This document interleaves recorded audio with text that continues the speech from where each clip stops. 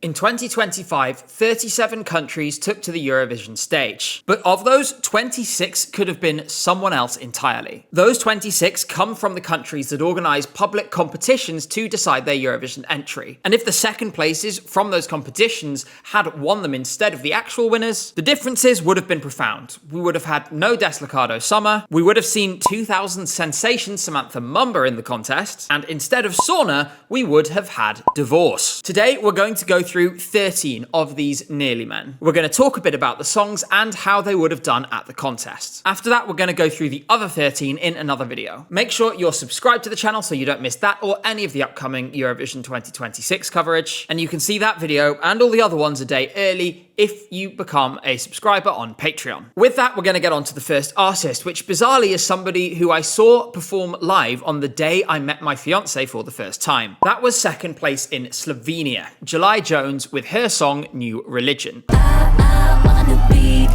your fantasy, be your prophecy, your new religion. This isn't July Jones' first rodeo trying to go to Eurovision because she actually participated in the national selection there once before. That was in 2022, right at the start of her solo career. She's also a successful songwriter and she's worked with groups like BTS in the past. Since that first appearance in this show in 2022, her sound has evolved a lot, which is what you'd expect for somebody who's still really just starting out as a solo artist. As a result, the live performance this time around was much stronger as well. What we have now is a kind of early Britney sound, and that's very much by design. July was pretty explicit in her statements before the show that this was the kind of vibe she was going for, and in my opinion, she pulls it off pretty well. The right people produced this, and she has the right kind of voice to make it work. The live performance was restricted a bit just by the fact that the venue that the Slovenian broadcaster hosts its national selection in is a bit rudimentary, and there was maybe a little bit of nerves for July as well. All of that in mind though, she only finished 1 point behind Clement in the jury vote, which represents the first round of the selection, before losing out in the all-public vote super final, which was a head-to-head just between her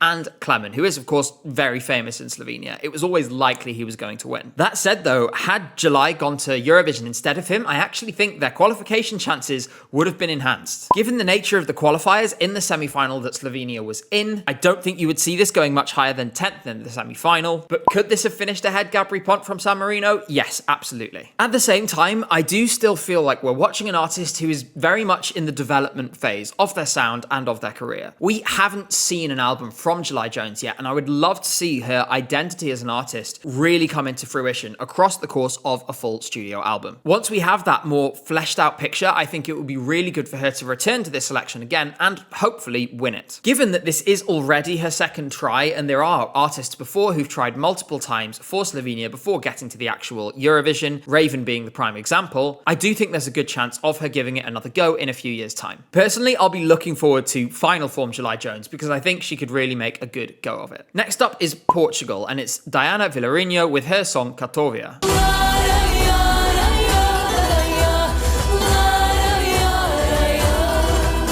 The Portuguese national final was among the ones with the closest finish this year. The top three were separated by a single point, the fan and odds favourite was down in 5th, and the televote winner got nowhere near the top, because it got 0 from the juries. Diana only missed out on Eurovision on the basis that Napa, who she tied with, did do better in that public vote than she did. As for the song, it's dramatic, and it kind of exemplifies what we've come to expect from this national final in recent years. Portugal very much goes its own way, and this isn't really something that you'd expect to see in any other show. One thing that really stood out for me was the way that the story of the lyrics was illustrated really beautifully in the staging too. This is a song that functions as an expression of rage and of defiance against the oppression of women. I thought it was a really powerful image in the final chorus when Diana is singing and all of her backing singers are draped around her. It feels like a display of solidarity between women. This is a really interesting example of what could have been this year, because flipping this result and sending Diana instead of Napa doesn't just alter one entry, but also the cultural footprint of Eurovision this year as a whole. Deslocado is the most streamed song from this year's contest. It had a massive run of good fortune on TikTok, and as a result, it's woven itself into the European cultural fabric this year in a way that no other entry, except maybe Espresso Macchiato, really has done. All else aside, I wouldn't want to change the winner of this show just because I wouldn't want to lose that cultural impact. I will say as well, though, I do like this song, I just don't think this would have had enough to make it to the final. Portugal does have an amazing amazing way of taking an underdog to the show and finding a way to get to the final. They've done it several years in a row now. I just think it would have been really difficult for this song to make it. As a result, we would have had the first non-qualification in some years, and instead we would have had to be exposed one additional time to the Dimitris Kontopoulos House of Horrors on Saturday night. When you go to sleep at night, just remember, Theo Evan is always watching. With that terrifying thought in our minds, let's move elsewhere in the same semi-final to Iceland. Second there was Stebby with his song Set Me Free.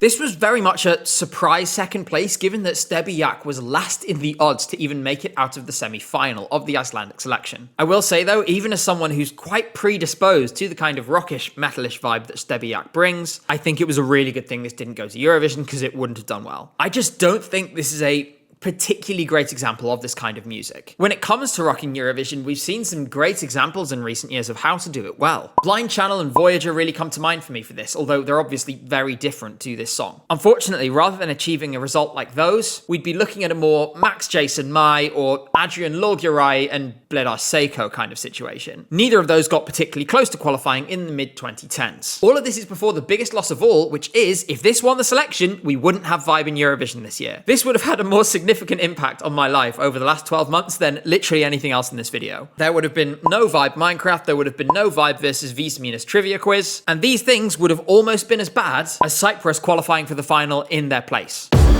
Thankfully, this didn't materialise. Now we're on to one of Eurovision's biggest powerhouses in the form of Ukraine. Molodi finished second in their national final with his song My Sea.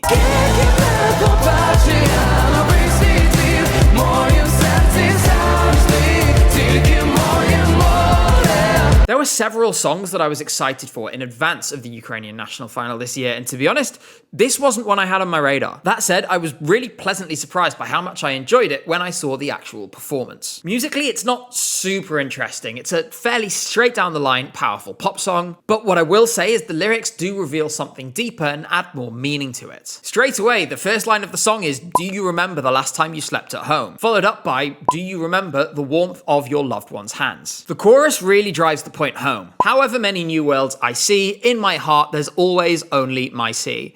And though foreign winds disturb it again, you can't take my sea away from me. This is also the only bit of the song that is sung in Ukrainian. It feels pretty clear to me that this is a song that is made for people who've been forced to flee their homes because of Russia's illegal invasion of Ukraine. The song gains a lot of depth as a result of this context. And while there is plenty of pretty vacuous, defiant pop kind of tropes in Eurovision, Hannah Firm's Brave from Melody Festival a few years ago being a great example of this is actually defiant. In turn, that lends it an authenticity that most songs in this style don't really have. It would have had good prospects at the contest as well. Qualification would have been absolutely certain, and to be honest, I think it probably would have finished higher up in the final than Zifferblatt did. That's because this just is more accessible than Zifferblatt. At the same time, I think we would lose something in the contest by not having Bird of Prey there, because musically it is so interesting and it just makes the whole competition richer to have these differences. Either way though, Ukraine really couldn't lose between two really strong options, and Molodi would have been a fantastic Eurovision entrant. We're moving over to Poland next, which was Svada and Nichos with their song Lusterka.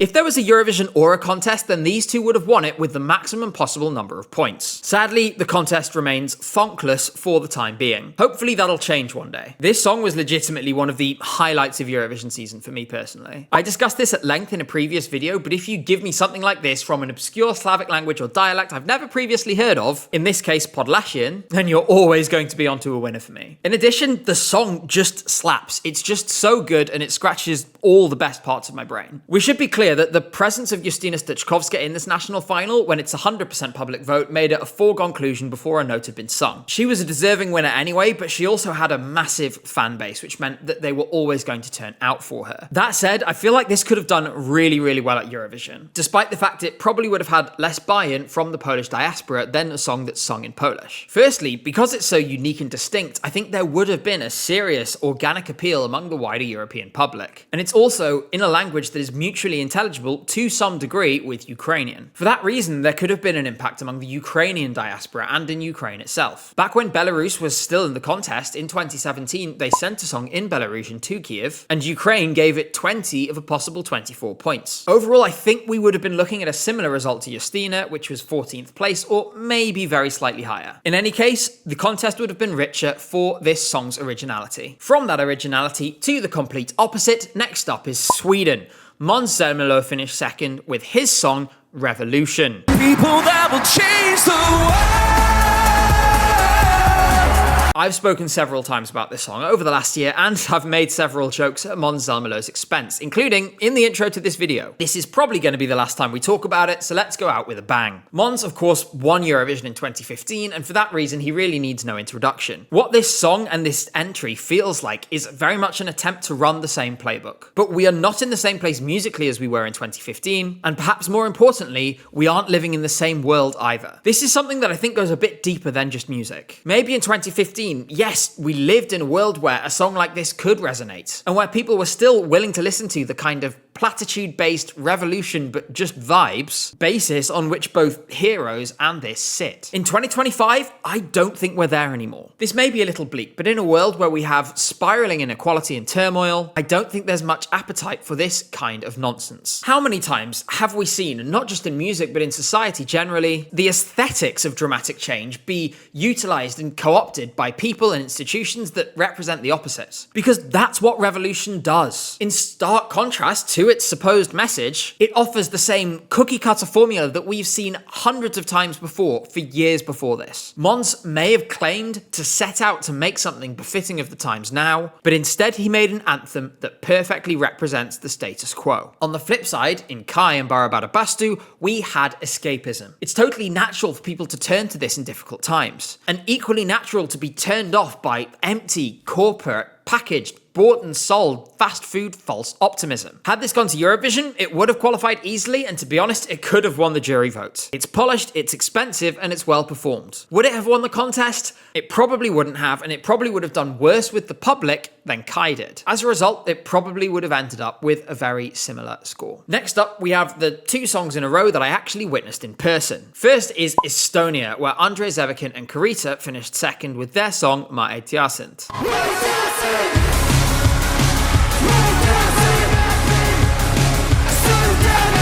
In my opinion, Estonia had one of the best top threes of any national final this year, between this and Marlon and Tommy Cash. To be honest, on the first listen to all of the songs in this show, this was the one that was the most to my taste, and I still listen to it now. By the way, there is a whole video of my experience at SD Lal if that takes your fancy. Music is not Zevakin's main job. He's one of Estonia's biggest influencers, with recent projects including a sort of Estonian spin-off Love Island, and being a tour guide for iShowSpeed. Karita is his girlfriend, and she had no previous releases before this. For those reasons, there was some skepticism about whether they'd be able to perform this live. As a song, it is difficult to deliver on stage, and people were worried about the experience of the performers. In fairness to them both, I actually thought they did a pretty good job. This song is rough around the edges, and it has a kind of rawness to it that I actually think really comes across well. I really liked the in the mirror effect that we had with Andre right at the start, which stood out in a national final that for the most part had really poor camera work and really poor staging. The question is how well it would have done at Eurovision, and I don't think it's particularly controversial to say it wouldn't have done as well as Tommy Cash did. Not many songs have the potential to score 250 plus in the televote, and this wouldn't have achieved that goal. It's not as accessible or catchy as Espresso Macchiato, even if I do prefer it on a personal level. I do think it's a probable qualifier for the final, but it would have been a little closer than it was with Espresso Macchiato too. Luckily for Andre and Karita, everything that didn't qualify in semi-final one was, for the most part, diabolically awful, boring, or completely flopped in the case of Belgium. This probably would have sailed through just fine. As for the final, I think we're looking at a struggle both on the televote and jury side, maybe finishing somewhere between 15th and 18th overall. Any higher wouldn't be particularly realistic. We're moving on to Ireland next, where Samantha Mumba finished second in Eurosong with her song My Way.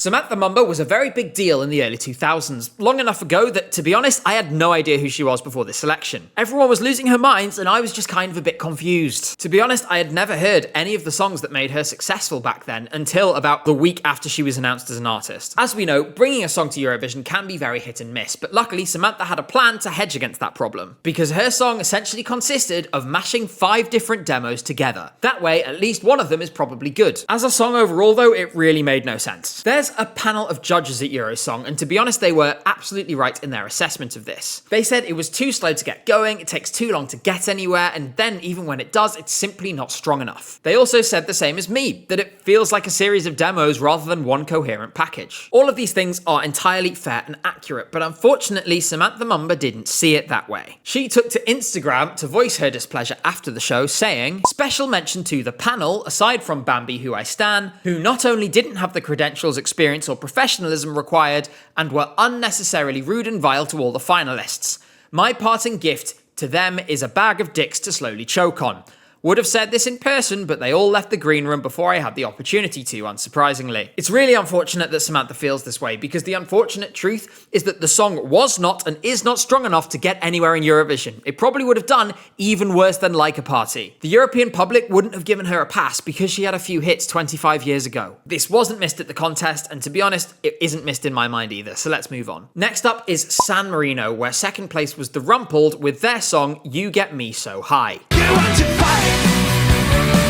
I know he's crazy about his life. This is a rock band with a decent but non-exceptional rock song. The violin is interesting, I guess, and the vocal is good, but there's really very little I can say about this without just saying San Marino have tried this before a bunch of times and it never worked and they never made the final. This wouldn't have done so either, and there's nothing else interesting about this. Time to move on. Belgium is where we're going now with Leez and the song Imperfectly Perfect. No, the song The song's called Perfectly Imperfect.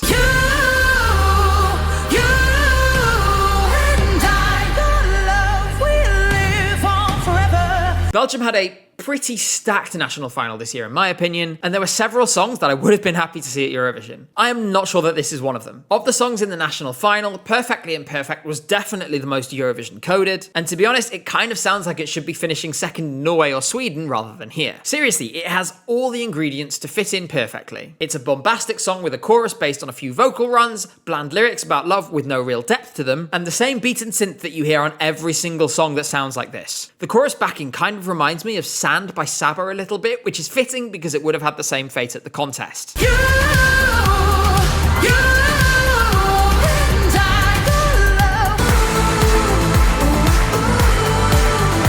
We've had so many of these kinds of songs at Eurovision and it always ends the same way. They become less and less effective as time goes on as well. What is it that distinguishes this from the many other songs that are in the same style with the same vibe? The answer is absolutely nothing. It's a decent song, it's sung fairly well, but there's only so much perfectly rounded, shiny, faux Swedish pop that I can take before I just get bored. Sadly for Leez, I don't think Europe's assessment of this would have been hugely different to mine. Songs like this just get forgotten, and once again, in the way that Sand did, it would have ended up finishing 13th or similarly in the semi-final. At least by sending Red Sebastian, Belgium sent something authentic and different, even if the end result wasn't what they hoped for. This would have been just a much more boring choice. Leez is a good singer though, and if she does come back, I hope they give her something a little more unique. Next we're in Croatia, where Ogenj finished second with Die Die.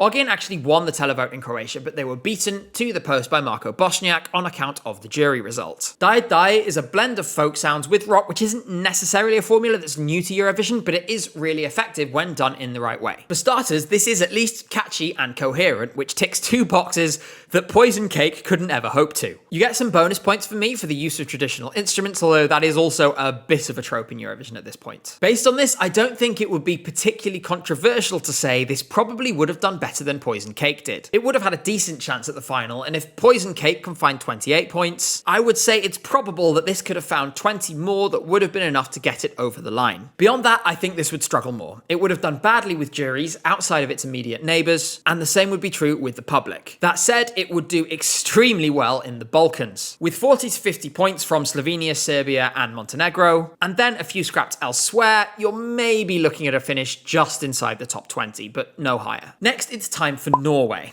Nataleen finished second there with her song The Game. Better run, feel the burn in my lungs. Hear the crowd calling my name. We've discussed before that this sounds exactly like Queen of the Kings by Alessandra or Run to the Hills by Clara Hammerstrom, but just not as good. It's kind of like a Timu version of those songs. Unfortunately, that kind of represents the fact that Norway's national final was just a bit weaker this year. It felt like there was a clear slant towards jamming big names in the forms of Wigwam or Tonna Damli, rather than organically bringing in new talent. Bobby Socks, given their status within the contest, I think is totally understandable, but the others, not so much. Outside of those big names, the Nordic songwriting camps that provide most of the songs for this national final didn't really cover themselves in glory this year. We ended up with a lot of quite forgettable, nothing burger kind of songs that just didn't live up to the billing and didn't live up to this national final's really strong reputation. The Game was the best of a bad bunch, with the exception of the actual winner Kyle Alessandro, who was the only one who understood the assignment. Nataleen is a good vocalist, but I feel like there's maybe some more work that needs to go on here in terms of stage presence and charisma. She is at an early stage of her career for now, so a lot of this is understandable, but I feel like she was quite stiff and maybe just a little too tense on stage. For that reason, it's for the best she didn't go to Eurovision yet, because in a few years' time she could make a really incredible entrant if these things are smoothed out. I'd love to hear it develop her own sound a little bit more, rather than being quite as derivative as this song was. All of that in mind though, I do think a qualification would have been on the cards if this had won. In the final though, it would have been pretty uninteresting and pretty uneventful, maybe somewhere 22nd, 23rd, 24th. That's a bit underwhelming, so it's probably for the best for everyone that this didn't happen. We're on to the last entry in this video now, and that is Latvia. That's Emilija, who finished second in their national final with the song Heartbeat.